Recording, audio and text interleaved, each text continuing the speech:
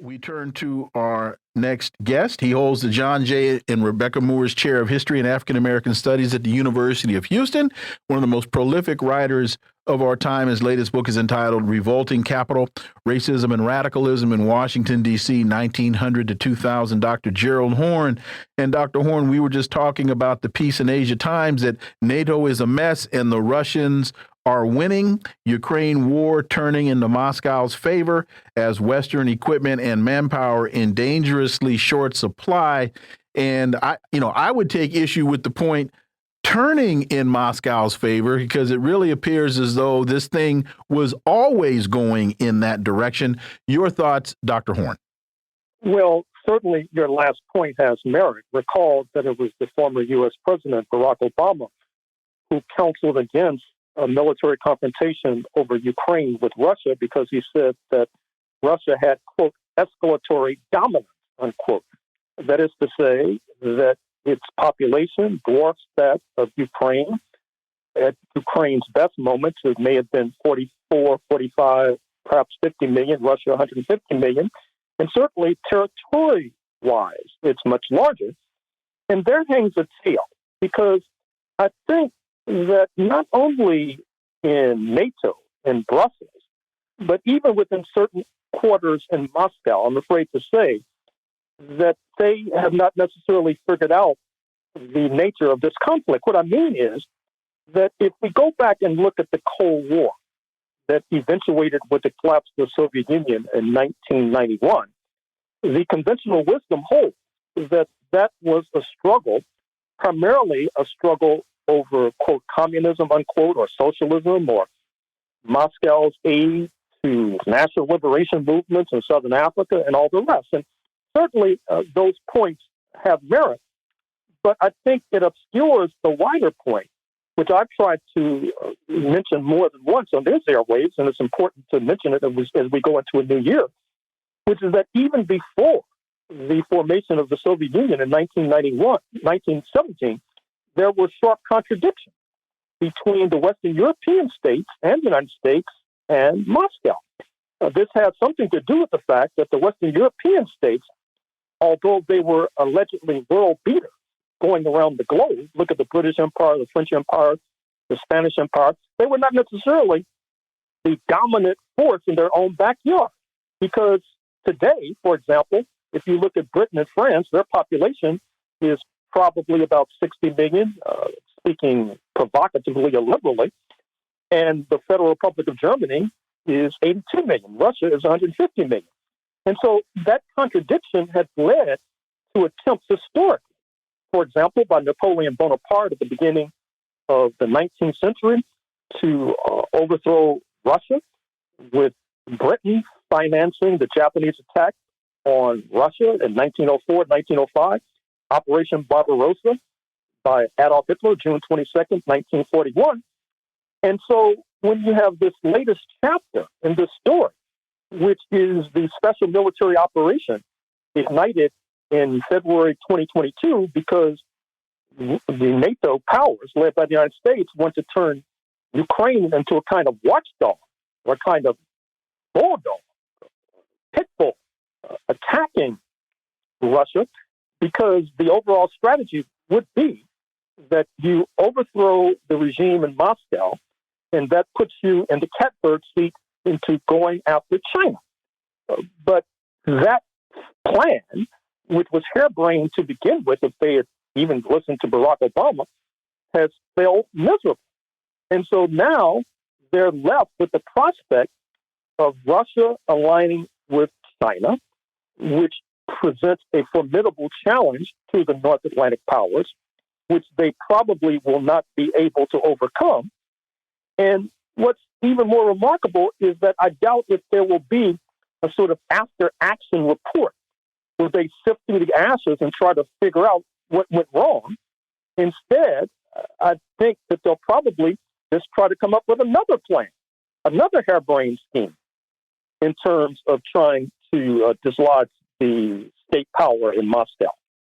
Dr. Horne, the other part of it, when you mention ashes, the other ashes they have to sift through are the ashes of the economies of Europe. In that one of the maybe planned or unplanned side notes here is that this particular venture by the U.S. empire has decimated the economy of Europe, and there seems to be that there is going to be a political price to pay for the ruling elite class in the EU. Your thoughts, Dr. Horne? Well, that's certainly true for the Federal Republic of Germany, which is an occupied nation, let's be clear. That is to say that U.S. forces continue to occupy West Germany, or what used to be called West Germany, and that helps to circumscribe the authority of Chancellor Scholz. To recall the remarkable press conference that was held some months ago, where Joe Biden basically promised and pledged that this Nord Stream pipeline would not go forward. And Chancellor Scholz stood by meekly. Now, you have had certain stirrings from France, but they're stirrings. Macron, the leader, speaks out of both sides of his mouth. He doesn't necessarily carry through. For example, recall that he's the man who called NATO brain dead, but he has not carried through in terms of seeking an alternative to NATO. He's the man at the Munich Security Conference, which, by the way, will be taking place in about 6 weeks, as ever. But in the earlier one, in 2023, February, he already dashed cold water on this idea of overthrowing Russian power in the form of President Putin. Although, of course, despite those bold words, he has done little to do anything about it. And so NATO, and in fact, its running partner, speaking of the European Union, have painted themselves into a corner. Obviously, what they need to do is to break decisively with U.S. imperialism, but that's not in the cards because they need U.S. imperialism to be the guarantor of world imperialism. They need the U.S. imperialism to be the backstop in case French imperialism, for example, runs into problems as a neo-empire in Africa, for example. They need U.S. imperialism to be the intimidating force that can perhaps force the oil-producing nations not to go forward with raising the price of a barrel of oil. And so the Western European nations, they're stuck. Their economies are headed towards debasement, and they seem to have no remedy in order to rectify this situation. Counterinformation has a piece, the U.S. war on Yemen, world superpower versus a starving nation. And the Houthis, or Ansar Allah, are fighting in support of Gaza by attacking Israeli-owned and flagged ships that use the Red Sea to navigate towards the Suez Canal to the Mediterranean. And speak to this, Dr. Horne, but I would add to this that I don't think you can look at the actions of Yemen or Ansar Allah in a vacuum, because they're working with Hamas, they're working in concert with Hezbollah, they're working in concert with Syria. So this is not just Yemen against the world. Well, clearly not. Obviously, the Saudis, they've had their fingers burned in terms of jousting with the Yemenis, and so they have not officially joined this enterprise to squash Ansar Allah. The Egyptians, even though they're losing $9 billion, or they're potentially losing, I should say, $9 billion annually, if that's the price, that's the cost, that's the revenue that they gain from the Suez Canal, with vessels boycotting if they go forward on that particular canal, that's the price that Egypt may have to pay. South Africa, of course, could be a major beneficiary because those vessels that do not go through the Suez Canal, they'll take the longer route around Cape of Good Hope up into the Mediterranean Sea, which obviously means more burning of fuel. Obviously, it increases the cost for goods, leading to inflation. And so this is a major factor for the North Atlantic countries. But I think also, if you look at the major choke points on this small planet, the Suez Canal being one, and the Panama Canal being another, you see that in the Panama Canal, water levels are going down, which is compromising the ability of that choke point to function in terms of getting goods from Asia to the east coast of the United States via the Panama Canal. And if you look at the Strait of Malacca, which is a particular choke point abutting Malaysia, the Malay government has decided that any vessels that are headed towards Israel or that have the Israeli flag will not be allowed to go through the Straits of Malacca. And so this is an increasing problem for the capital's economy.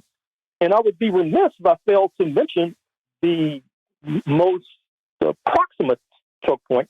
According to the Economist of London, Laredo, Texas has replaced Los Angeles as the major port of entry for U.S. goods. Now, obviously, that speaks to the ever closer relations between Mexico, one of the top 7 auto manufacturers in the world, and the United States of America. But you see at the same time that there is a controversy in Congress with regard to cracking down alongst the border.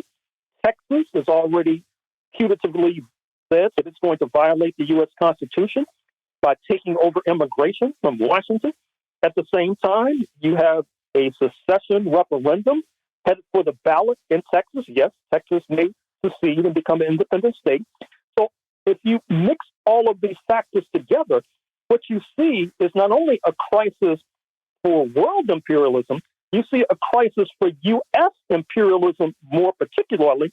And let me also mention the fact that in recent debates, a number of the GOP presidential hopefuls have pledged that they will invade Mexico, supposedly on the spurious ground that Mexico is a country that helps to ship drugs to the United States of America. That's just a cover for the idea of carrying forward on a plan that goes back to the 19th century of the United States trying to seize and take over Mexican territory, which I dare say will only lead to Uncle Sam's fingers being burned, perhaps beyond recognition.